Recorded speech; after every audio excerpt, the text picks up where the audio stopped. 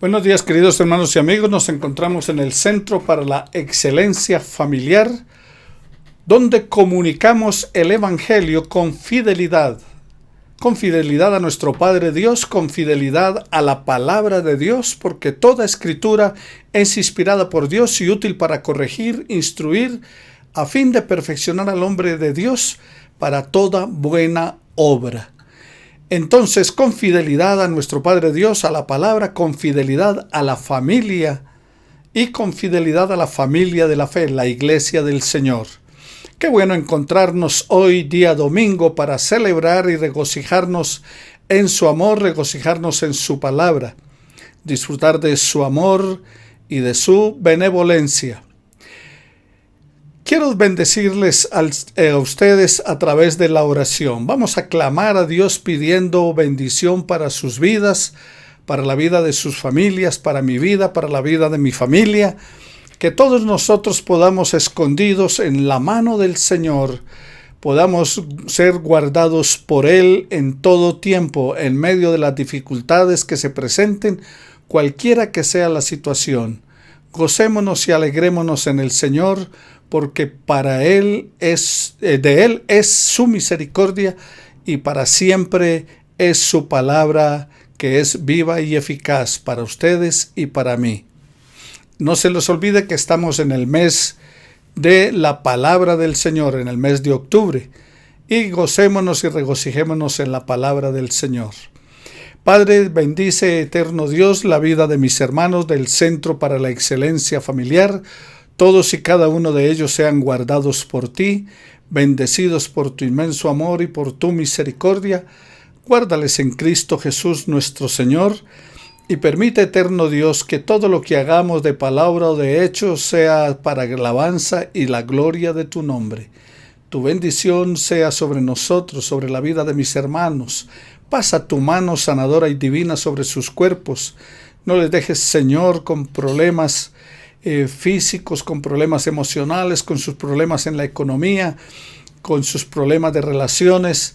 Señor, sana nuestro hogar, sana nuestra familia, sana nuestra iglesia, sana nuestra tierra, oh Dios.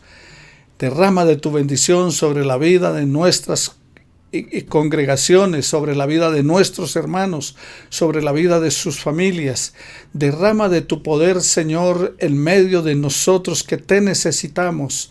Este es un tiempo de angustia, de crisis, de incertidumbre, de temores, pero Padre Celestial, podemos venir a ti. Todos aquellos que estamos trabajados y cargados nos volcamos hacia ti, Señor, pidiendo que de tu presencia lleguen tiempos de refrigerio para nuestra vida. Bendice, Señor, la iglesia, bendice a mis hermanos. Te alabamos, bendito Dios, te exaltaré, mi Dios, mi Rey, y bendeciré tu nombre eternamente y para siempre. Cada día en ti nos regocijaremos y nos alegraremos. Y, Señor, permite que pronto podamos también congregarnos y regocijarnos de las relaciones fraternales los unos con los otros. Mientras esto ocurre, Señor, que allí en sus casas cada uno pueda meditar y reflexionar en tu palabra y disfrutar de tu amor y de tu infinita misericordia. Te lo pedimos en el nombre de Cristo Jesús, Señor nuestro. Amén y amén. Mis queridos hermanos y amigos, no se inquieten. Algunos están afanados pensando en por qué no se abre la iglesia ya, si otras iglesias han empezado, si otros han comenzado.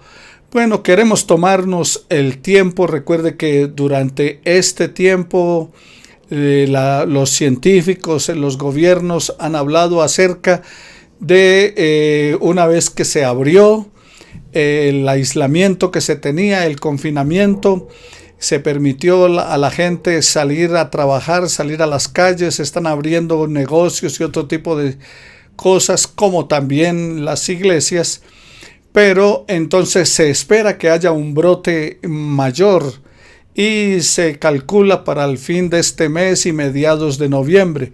Entonces nos estamos tomando el tiempo esperando a ver qué es lo que va a acontecer y no apresurarnos para iniciar reuniones y tener que volver a cerrar de nuevo. Aparte de eso, que hay que cumplir con ciertos protocolos, tener ciertos cuidados, y estaremos acondicionándonos para eso, para poder cuidar la vida de ustedes, cuidar su salud y también cuidar la nuestra. Fuera de eso, pues tampoco quiero darle gusto a la alcaldesa que quiere que le mandemos una lista de toda nuestra gente y de todo lo que está haciendo, porque no hay necesidad, solamente es con el ánimo de saber quiénes somos y dónde estamos. Entonces esperemos que se aplaque un poquito el asunto.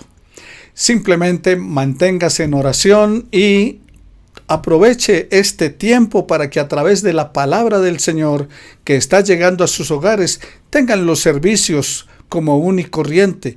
O sea, tengan su reunión, prepárese, alístese, organícese como en un culto normal y vaya al estudio de la palabra del Señor, santel.info. En este momento mande a sus familiares un WhatsApp, llámelos por teléfono, díganle, busque en santel.info y allí va a encontrar entonces la palabra del Señor. Recuerde que después del estudio tendremos alabanza al Señor y después de la alabanza viene la predicación de la palabra. Venimos hablando acerca del sermón en el monte o el sermón desde el monte, el sermón de la montaña. Y venimos tratando acerca de las bienaventuranzas. Hoy hablamos acerca de los bienaventurados los mansos, como dice la palabra del Señor allí en San Mateo en el capítulo 5. Pero también se hace alusión en San Mateo 11:29. Esta bienaventuranza, bienaventurados los mansos, es una bienaventuranza que se cita en el Salmo 37:11. Pero los mansos heredarán la tierra y se recrearán con abundancia de paz, dice el Salmo 37:11. Y ahora en las bienaventuranzas Jesús dice, bienaventurados los mansos porque ellos heredarán la tierra. Sin embargo, tiene una dimensión mayor, pues ya no se trata simplemente de heredar la tierra prometida, como en el Salmo 37:11, sino heredar el reino de Dios, como lo presenta Jesús en las bienaventuranzas. Cada palabra de la bienaventuranza es como si pretendiera desinflar esas ínfulas de grandeza que tenían los judíos sobre sus ideas terrenales de un reino mesiánico que le devolvería a Israel la grandeza del pasado. Jesucristo dijo, bienaventurados los mansos. Mientras que en nuestro mundo se cataloga a un manso como una persona de carácter débil, que no tiene autoridad, que le falta liderazgo e inclusive que es poco productiva, eso es para nuestro mundo. Bienaventurados los que lloran y los mansos, en nuestro mundo no es una virtud, es una debilidad. ¿Qué es lo que dice el mundo? No se deje, no sea bobo. Pegue primero, que el que pega primero pega dos veces. Y tristemente también esto ha hecho carrera en el campamento del Señor, porque uno escucha a cristianos decir frases como esta: el Señor dijo que seamos mansos pero no mensos. Y eso es desdibujar lo que Dios dijo. El Señor Jesús está diciendo que debemos ser mansos, porque el manso será feliz y heredará el reino de Dios. Muchos predicadores contemporáneos han archivado las bienaventuranzas de Mateo 5 porque el énfasis está en que la gente que asiste a sus congregaciones se sientan felices. Parece que su propósito es hacer que la gente pase un buen rato allí en el culto. El pastor Robert Schuller, cuando pastoreaba la Catedral de Cristal en California, Estados Unidos, dijo en una ocasión: ¿cómo le voy a predicar a la gente de pecado, de infierno, del diablo, si son personas que se las pasan estresados toda la semana en sus trabajos, en sus negocios, en las crisis de esta ciudad, y ellos vienen a la iglesia es buscando un poco de solaz, de paz, de quietud? Bueno, por eso escucha usted mensajes como: usted es un campeón, usted es un ganador. Lo del impío es para los hijos de Dios. Eso, mis queridos hermanos, nos pone en riesgo de caer en orgullo santo. La gente que sale de esos cultos, ¿qué sale diciendo? Me gusta ese predicador. Pero la pregunta es, cuando escucharon el sermón del monte, ¿la gente dijo eso de Jesús? Cuando Jesús les predicó, felices los infelices, felices los pobres, felices los que lloran, felices los que sufren, felices los que son perseguidos. Ese no es el mensaje que se escucha en el día de hoy. ¿Y usted cree que la gente salió diciendo de Jesús, ¡ay, qué buen predicador! No. Pero Jesús los confrontó y usted y yo debemos confrontarnos con la palabra. Debemos confrontarnos con lo que Jesús nos enseñó. Esa es una de las razones por las cuales hay muchos cristianos hoy tan desesperados por el problema del confinamiento, por el problema de la pandemia, por la crisis que se está viviendo actualmente en el mundo, porque les dijeron y les vendieron un evangelio de prosperidad, de bienestar, de que todo es bueno, de que nada le va a tocar, usted no se puede enfermar, nada le va a pasar. Y entonces resulta que la enfermedad llegó al campamento del Señor, el COVID está atacando a todo mundo. Y entonces, ¿qué de lo que profetizaron al comienzo del año? Que iba a ser un año de bendición, de prosperidad, de maravillas. Que iba a ser un año genial.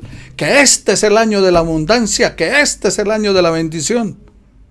Y resulta que ha sido todo lo contrario. Bueno, el mensaje del Evangelio es claro. El Señor Jesús dijo, si en el árbol verde hicieron estas cosas, ¿qué no harán en el seco? El término griego para los mansos es prau. Esta es una palabra polisémica. Polisémica quiere decir que hace referencia a diferentes significados que puede tener una frase o una expresión según el contexto. Por esa razón, mansos aquí puede significar humilde, suave, dócil, pacífico, afable, alguien que tiene dominio propio. Eso es el término prau en mansos. Esa palabra bienaventuranza, de bienaventuranza, tiene mucha similitud con la primera, pues los pobres en espíritu y los mansos son humildes. La mansedumbre, queridos hermanos, está incluida dentro del fruto del Espíritu Santo que plantea Gálatas capítulo 5, versículo 23. El manso no solo es aquel que es afable, que trata con suavidad a los demás, el que siempre está dispuesto a reconocer a otros como superiores a sí mismo, Filipenses 2:3. El que hace esto puede tener la seguridad de que contará con muchas personas a su favor y que gozará del aprecio de los demás. Pero el manso también es aquel que no guarda rencor, sino que está siempre dispuesto a perdonar las ofensas recibidas. Jamás permite que las heridas le causen amargura y resentimiento. No busca vengarse por sí mismo. No toma la justicia en sus manos, sino que deja toda causa a su Señor, a su Dios, y espera en Él. Además, el manso es aquel que es dócil, que está dispuesto a dejarse enseñar, a corregir, aquel que reconoce que es como barro en las manos del alfarero que necesita ser moldeado, que ha dejado su vida en las manos del Señor, aquel que siempre está dispuesto a que Dios lo transforme a su imagen y semejanza. El manso es aquel que acepta la corrección de Dios como algo benéfico para él, que lo acepta como una expresión del amor de Dios y que lo hace sin renegar ni cuestionar. Aunque en el momento no está a gusto con la corrección. No es que siempre la voluntad de Dios para nosotros va a ser, listo, maravilloso. No, hay dificultades y hay cosas que nos lastiman, que nos duelen, que nos inquietan, que nos preocupan. Pero el manso siempre estará dispuesto a reconocer que el propósito de Dios es bueno, es agradable y es perfecto para su vida. El manso es aquel que tiene dominio propio, que mantiene sus emociones bajo control, pero no bajo el control de su propia fuerza o voluntad, sino porque él mismo le ha cedido el trono a su Señor, a su Dios. Es aquel que, como dijo Pablo, ya no vivo yo, vive Cristo en mí. y todo lo que haga ahora lo hago en la fe y en el Hijo de Dios. Bueno, el manso está bajo el dominio de Dios, ha reconocido su incapacidad para gobernar él mismo su vida y le ha cedido el trono de su vida al Señor. Por eso puede afirmar entonces, como el apóstol Pablo, no vivo yo, vive Cristo en mí. Pero también es aquel que está dispuesto a ceder sus derechos si con ello contribuye al bienestar de otros. La Biblia nos muestra personajes que fueron mansos, como Abraham. Cuando él se separa de Lot, allí en Génesis capítulo 13, Lot, siendo el sobrino, siendo que está sometido a la autoridad de Abraham, escoge el territorio mejor para él. Y como Abraham es una persona mansa, simplemente le dice, hágale, tranquilo, no hay problema. Porque Abraham estaba descansando en el poder y la misericordia de Dios. En Números encontramos también a Moisés, otro manso. Números capítulo 12. Cuando deja Moisés que Dios le defienda de sus propios hermanos que murmuraron y pusieron en entredicho su llamado de Dios y su ministerio. Y allí él mostró su mansedumbre, incluso oró por sus hermanos. También encontramos en el Nuevo Testamento a Esteban. Dice la palabra del Señor que valientemente Esteban, en el capítulo 7 del libro de los Hechos, denunció el pecado de rebeldía de su pueblo y oró por ellos a su favor mientras éstos le apedreaban. Recuerde, Hechos 7. Y por supuesto, el mejor ejemplo, el mismo Señor Jesús. Jesús se define él mismo como manso. Y nosotros debemos aprender de él. En Mateo capítulo 11, versículos 28 al 29, dijo el Señor Jesús que debíamos aprender de él, que era manso y humilde de corazón. Ahora, ninguno de los personajes que les he mencionado, y hay otros más, ninguno de ellos era flojo. Ninguno de ellos tenía un carácter débil. Ninguno de ellos era indolente. Tampoco buscaban agradar a los demás para estar en armonía con todo mundo. De Moisés se nos afirma la palabra del Señor que era manso, tanto así que no había otro como él en la tierra. Números 12:3. Pero sin embargo Moisés no era endeble o no era falto de carácter. Era una fuerza que estaba bajo el poder y el control de Dios. Cuando tenía que tomar decisiones firmes, Moisés estaba dispuesto a hacerlo. Y cuando debía airarse, también lo hacía. Pero siempre estuvo sometido al poder de Dios y ser una vasija útil en las manos de su Creador. Bueno, para recordar, quiero que ustedes recuerden acerca de los mansos. Manso es entonces el que cede el señorío de su vida al señorío de Dios, que cuenta con la inmensa bendición de ser objeto de su amor y atención. Y Dios dispondrá todo para el bien de él. Además, el manso, al ser bendición para otros, también se hace objeto de bendición para aquellos de quien es bendición.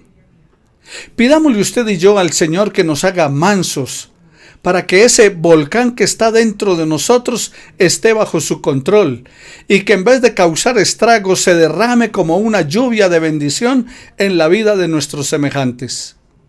Los que lloran serán consolados y los mansos recibirán la tierra por heredad. Recuerde, cielos nuevos, tierra nueva. Pero sigue diciendo la palabra del Señor allí en el versículo 6 del capítulo 5 de Mateo.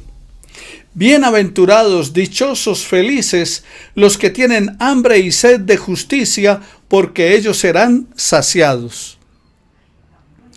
Hambre y sed son necesidades básicas del ser humano que si no son satisfechas pueden producir la muerte. El pueblo de Israel siempre le temía a las hambrunas frecuentes que se daban en aquella región.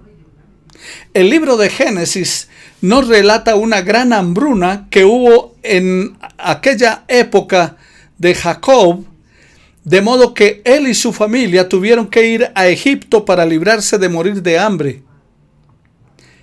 En el desierto, el pueblo que salió de Egipto e iba en su recorrido de 40 años padeció hambre y se quejaban porque creían que iban a morir de sed, sin satisfacer sus necesidades básicas. Una y otra vez el Señor les proveyó alimento durante toda esa travesía del desierto.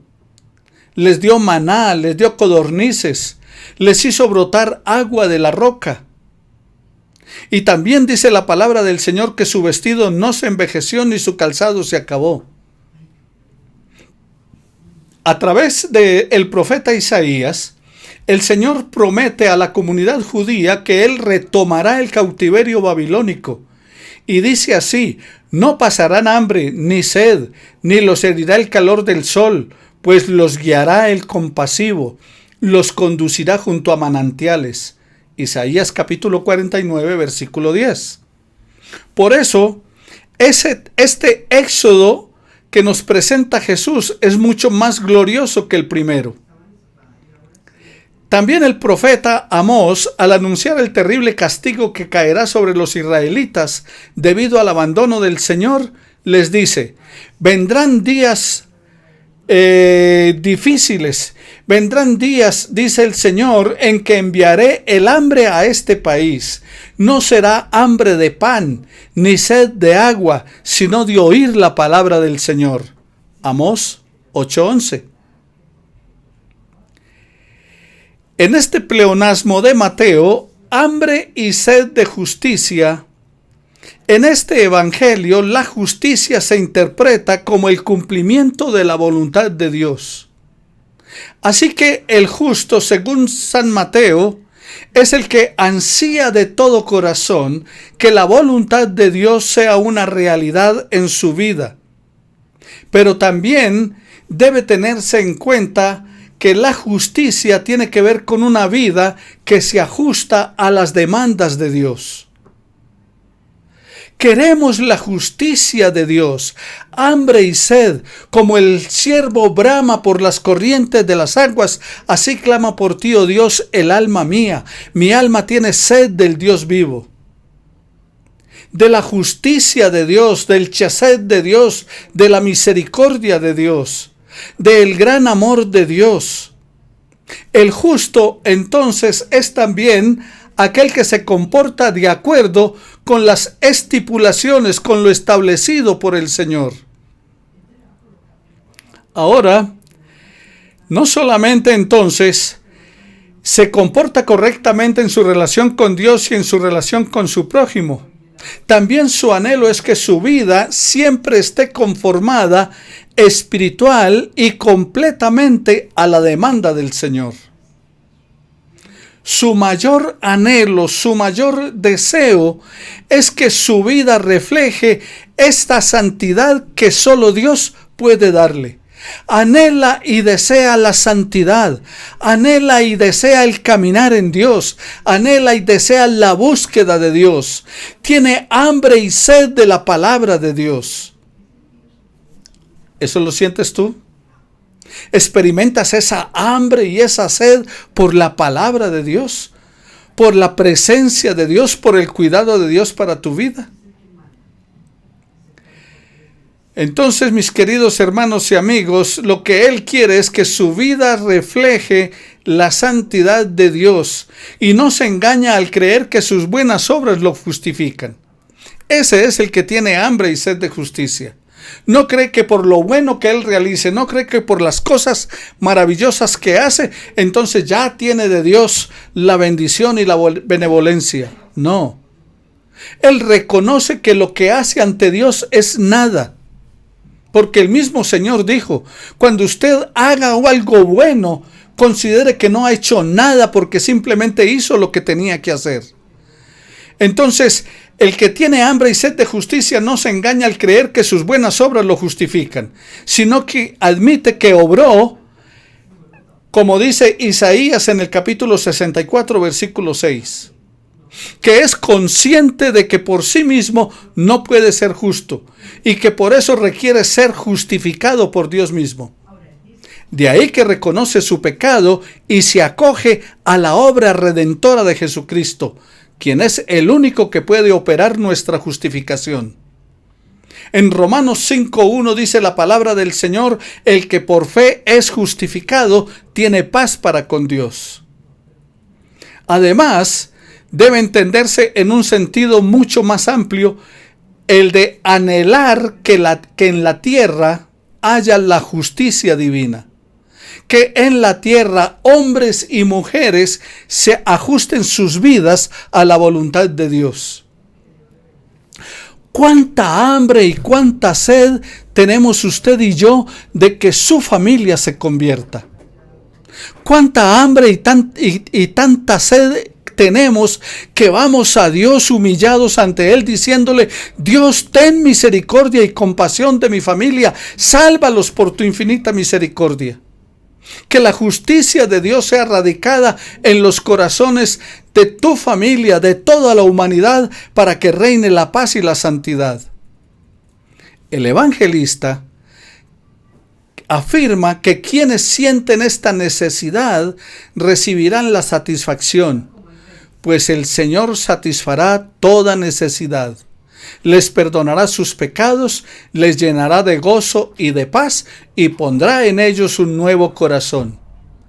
De esta manera sus vidas ya no serán conformadas a las normas que tiene el mundo, sino a las de los ciudadanos del reino de Dios. Para recordar, usted cuánto ansía del Señor. ¿Usted está ansiando a Dios de todo corazón? ¿Quiere que su voluntad se halle en su vida? ¿Anhelas con todas tus fuerzas vivir en conformidad con la palabra de Dios? Si es así, regocíjate, feliz, porque el Señor satisfará tu hambre y tu sed. Pero también nos dice la palabra del Señor: dichosos, felices, bienaventurados los misericordiosos. Mateo 5:7. El término griego eleos hace referencia a la misericordia, a la compasión. Y esa es la manifestación externa de compasión. Eso está en el diccionario Vine, diccionario expositivo de la palabra de Dios en el Antiguo Testamento. ¿Quién es el misericordioso?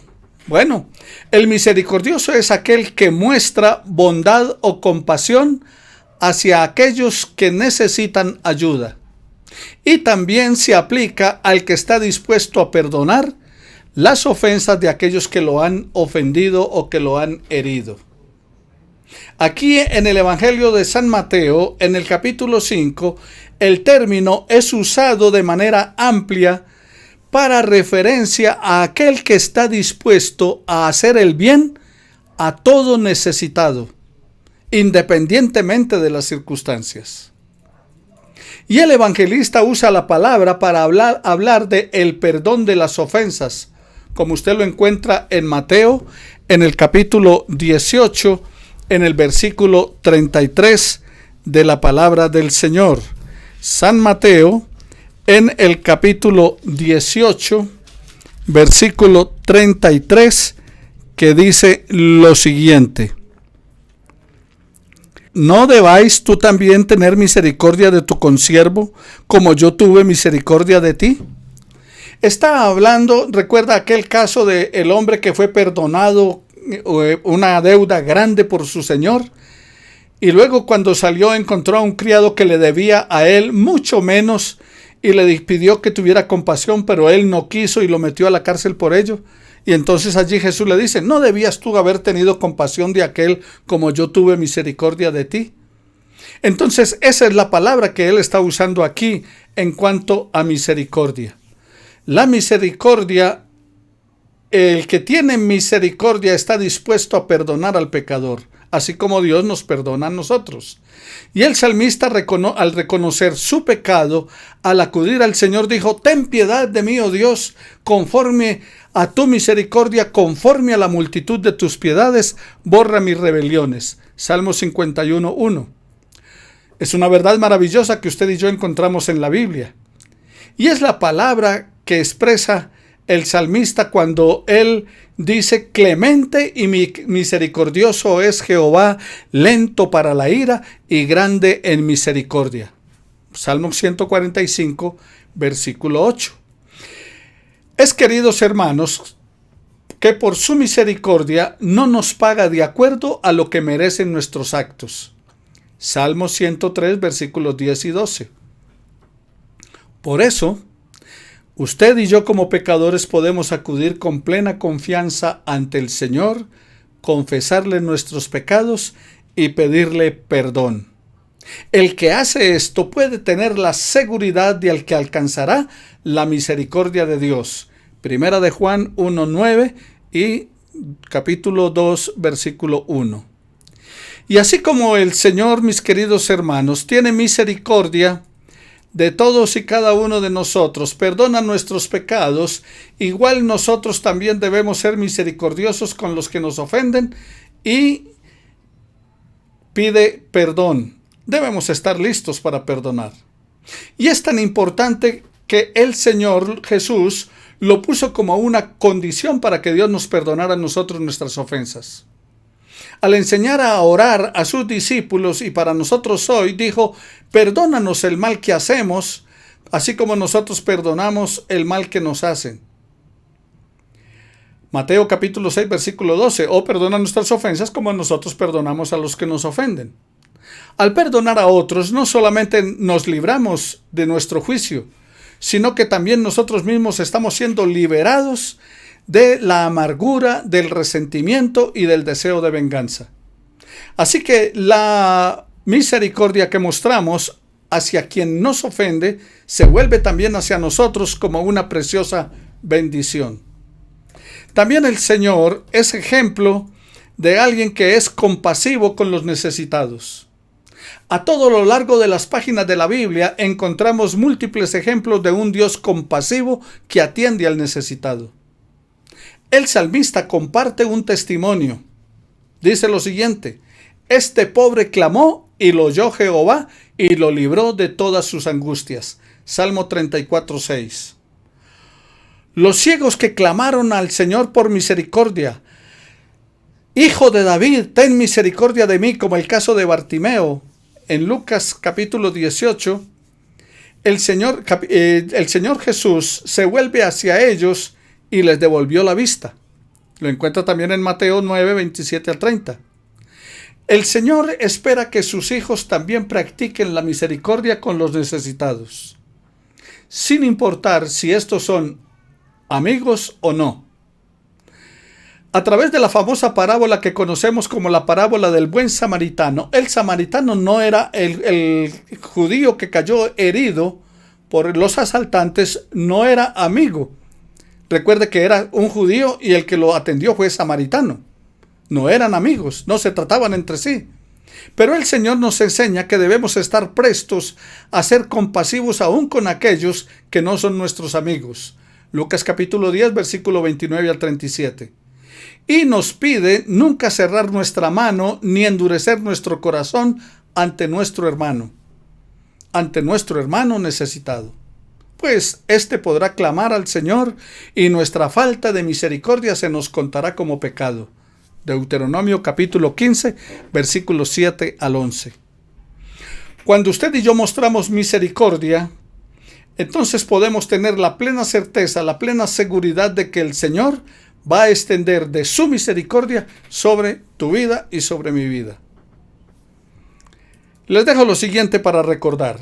Pidamos al Señor que nos dé un corazón misericordioso, un corazón lleno de amor, que tengamos la capacidad de perdonar a otros las ofensas y que nos hacen ser generosos con aquellos que requieren compasión. Bienaventurados los mansos, bienaventurados los misericordiosos, Bienaventurados los que tienen hambre y sed de la justicia divina. Padre, te pido, Señor, tu bendición para la vida de mis hermanos, que tú guíes sus pasos, su caminar, y que esta palabra penetre en su mente y en su corazón y les ayude a vivir en ti y para ti. Llénalos de tu presencia, llénalos de tu amor, y Señor, que esta palabra les edifique y edifique la vida de su familia. Que esta palabra tuya, Señor, toque la mente y el corazón de todos los que la escuchan en este domingo y también durante la semana a través de las diferentes plataformas digitales. Gracias te damos en el nombre de Jesús nuestro Señor, y quédate con nosotros en este resto de servicio para continuarte glorificando y exaltando. En Cristo nuestro Señor. Amén y amén. Bendiciones para todos mis queridos hermanos. Y no se les olvide, continuamos glorificando el nombre del Señor. Queremos elaborar algunos mercados para llevar a algunas personas necesitadas que han sido o se han venido evangelizando y discipulando por algunos hermanos de nuestra congregación. Entonces vaya preparando, si usted tiene algo, puede aportar algo, sea en especie o en dinero, para que elaboremos algunos mercados y llevemos a estas personas. También con sus diezmos y con sus ofrendas estaremos adquiriendo algunos de estos productos. Por lo tanto, no deje de hacerlo. Usted está siendo alimentado por la palabra del Señor, no solamente el día domingo, sino también durante la semana. Así que el ofrendar, el diezmar, el contribuir para el sostenimiento de la obra del Señor, eso no ha parado. La obra continúa su marcha, sigue funcionando. Seguimos enseñándoles, seguimos compartiéndoles la palabra del Señor, seguimos orando por ustedes, y ayúdenos también a que podamos ayudar a otros. Bendiciones para todos ustedes, mis queridos hermanos.